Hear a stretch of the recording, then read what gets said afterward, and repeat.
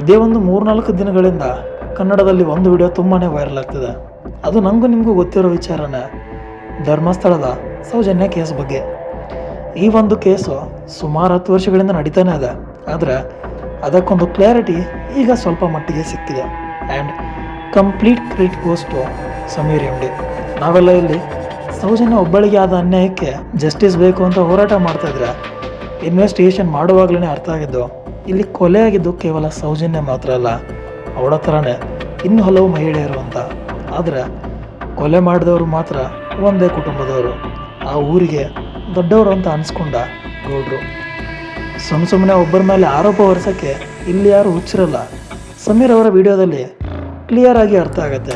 ಅಲ್ಲಿ ನಡೆದಿರೋ ಕೊಲೆಗಳಿಗೂ ಕಾರಣ ಹುಡುಕ್ತಾ ಹೊರಟ್ರೆ ಫಸ್ಟ್ ಅಕ್ಯೂಸ್ಡ್ ಆಗಿ ಕಾಣಿಸೋದೆ ಗೌಡ್ರ ಫ್ಯಾಮಿಲಿ.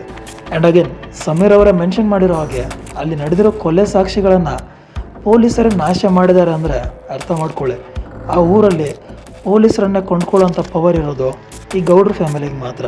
ತೊಂದರೆ ಯಾರೇ ಮಾಡಲಿ, ಇವರ ಟಾರ್ಗೆಟ್ ಮಾತ್ರ ತೊಂದರೆ ಮಾಡಿದವರ ಮನೆ ಹೆಣ್ಣು ಮಕ್ಕಳೇ. ಹೆಸರಿಗೆ ಮಾತ್ರ ಊರಿಗೆ ದೊಡ್ಡವರು ಇವರು, ಮಾಡೋದು ಮಾತ್ರ ಈ ಥರ ಕಚರ ಕೆಲಸಗಳನ್ನೇ. ಆಚೆ ಜನರ ಮುಂದೆ ಒಳ್ಳೆಯವ್ರ ಥರ ಇದ್ಕೊಂಡು ಬೆನ್ನಿಂದನ ಅದೇ ಜನರ ಹೆಣ್ಣು ಮಕ್ಕಳ ಸೆರಗಿಗೆ ಕೈ ಹಾಕಿ ಕೊಲೆ ಮಾಡೋದು. ಈ ಥರ ಕಥೆಗಳನ್ನು ಹಳೆ ಕಾಲದ ಸಿನಿಮಾಗಳಲ್ಲಿ ನೋಡಿದ್ದೆ. ಆದರೆ ಇವಾಗ ಅನ್ನಿಸ್ತಿದೆ ಆ ಥರ ಸಿನಿಮಾಗಳು ಕಾಲ್ಪನಿಕ ಅಲ್ಲ, ಇಂಥವ್ರನ್ನ ನೋಡಿನೇ ಮಾಡಿರ್ಬೋದು ಅಂತ.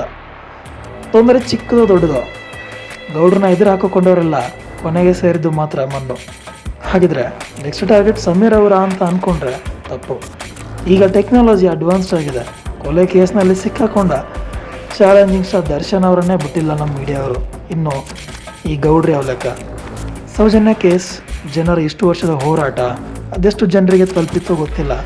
ಆದರೆ ಸಮೀರ್ ಅವರ ವಿಡಿಯೋ ಆಲ್ಮೋಸ್ಟ್ 1 ಕೋಟಿ ಜನರನ್ನು ತಲುಪಿದೆ. Hats off to Sameer bro. ಇದೇ ಥರ ವಿಡಿಯೋ ಮಾಡ್ತಾರೆ, ನಾವೆಲ್ಲ ನಿಮ್ಮ ಜೊತೆ ಇದ್ದೀವಿ, ಹೆದರ್ಕೊಳ್ಳೋ ಅವಶ್ಯಕತೆಯೇ ಇಲ್ಲ. ಆದರೆ ಒಂದು ನೆನ್ಪಿಟ್ಕೊಳ್ಳಿ, ಸೌಜನ್ಯ ಕೊಲೆ ವಿಚಾರದಲ್ಲಿ ಕೊಲೆ ಮಾಡಿದವ್ರು ಮಾತ್ರ ಕೊಲೆಗಾರರಲ್ಲ, ಲಂಚ ತಗೊಂಡು ಆ ಕೇಸ್ ಇನ್ವೆಸ್ಟಿಗೇಷನಲ್ಲಿ ಸಿಕ್ಕಂಥ ಎವಿಡೆನ್ಸ್ನ ನಾಶ ಮಾಡಿರೋ ಪೊಲೀಸರು ಕೂಡ ಕೊಲೆಗಾರರೇ. ಎಲ್ರಿಗೂ ಶಿಕ್ಷೆ ಆಗಬೇಕು. ಆ್ಯಂಡ್ ಈಗ ಒಂದು ನ್ಯೂಸ್ ಕೇಳಿ ಬರ್ತಾಯಿದೆ, ಸಮೀರ್ ಅವ್ರಿಗೆ ಕೊಲೆ ಬೆದರಿಕೆ ಹಾಕಿದ್ದಾರೆ, ಅವರ ಫೋನ್ ನಂಬರು, ಅವರ ಮನೆ ಅಡ್ರೆಸ್ನ ಹುಡುಕ್ತಾ ಇದ್ದಾರೆ ಅಂತ.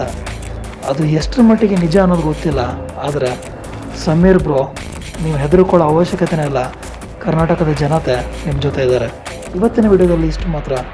ಈ ಒಂದು ವಿಡಿಯೋ ನಿಮಗೆ ಇಷ್ಟ ಆಗಿದರೆ ಲೈಕ್ ಮಾಡಿ, ಶೇರ್ ಮಾಡಿ, ಹಾಗೆ ಕಮೆಂಟ್ ಮಾಡೋದನ್ನು ಮರಿಬೇಡಿ. Thank you.